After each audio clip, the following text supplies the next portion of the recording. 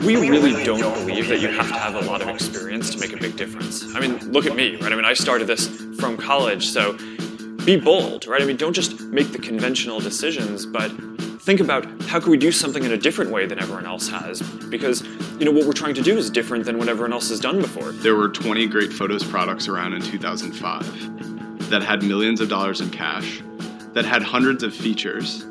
And here we came along with a handful of people in a month and a half and built a product that boiled down and removed all of those features, except for one thing, which was tagging it, so that we organized the photos on the web around people and it completely changed the experience.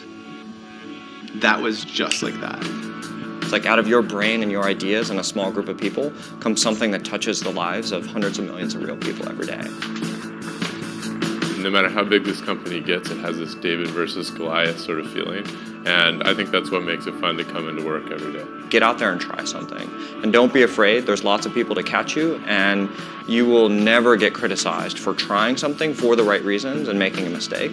Most things at Facebook don't happen because it's mandated at a top level. It happens because there's an individual in the company who really wants something to happen, who has that deep passion to kind of figure out all the subtle product decisions that go into making a product beautiful and elegant. What we're trying to do as a management team is encourage people to see the gap. And that requires being critical and being extremely imaginative.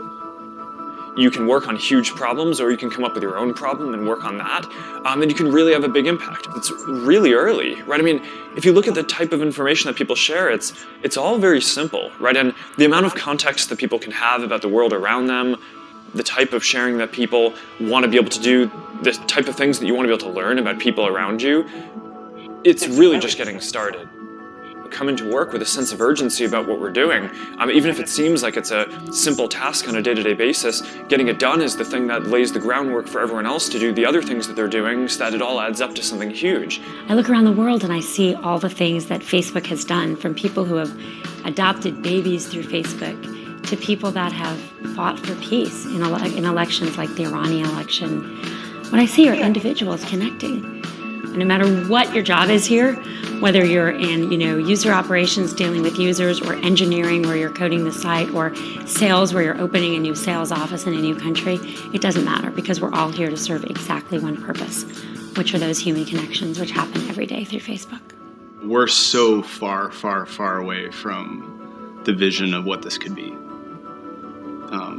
which is everything you use and everything you interact with, all the websites you use, the devices you use, they just feel like there's people there.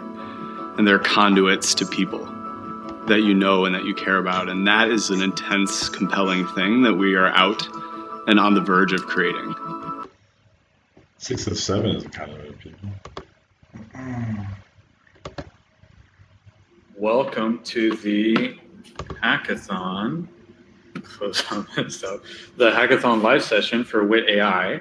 I'm going to walk us through creating a Wit AI app and setting it up backed by a Facebook page and a Facebook Messenger app so that users can interact with your app.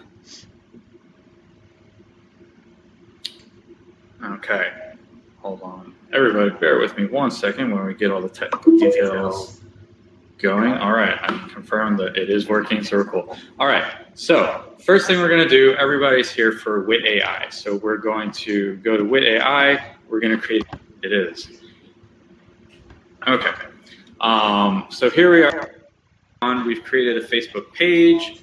We've created a Facebook app that is tied to that Facebook page with the Messenger abilities from that page. The Facebook app forwards all the messages to our Glitch Node.js app, okay, which basically grabs the text from the message. Occasionally, if you were a broken Singularity or a Rocco Spaskas AI that was powerful enough, or even an alien race, that's power enough to root the planet and then use it as a multiverse tool, you would definitely want to own Messenger, absolutely, just because it has so many users. And then you're treating meat space like a simulation, so those users are all over in the map that you would use as you treat Earth like a flat Earth, basically, if you were extra dimensional, interdimensional AI. So it's always good to be able to root Messenger and then use that to instantiate your persistence layer on a daily basis, basically, globally. So you can massage time grids, especially islands, in a constant real-time level globally every single day. Forwards that text to Wit AI. Okay, we have our Wit AI app. It takes all the messages coming from the Facebook page, it resolves them to our specific intents, resolves the entities, sends those back to our Glitch Node.js app, okay, which then handles the different intents and entities, converts that into a message we want to send back to the user, which forwards it back and back here, okay? So that's the round trip. I hope that gives you an idea of what all you can do with Wit AI and a different type. No, that's only conditional that your species, Homo sapiens, was dumb enough to be honeypotted that badly, or just dumb enough in general, not hitting your corruption benchmarks going into the future, where you're already breaking the future with your exuberance. Types of experiences or bots you could create, and Present exuberance, present lack of future planning. That's it. from there, we'll wait and see if there are any questions or if anyone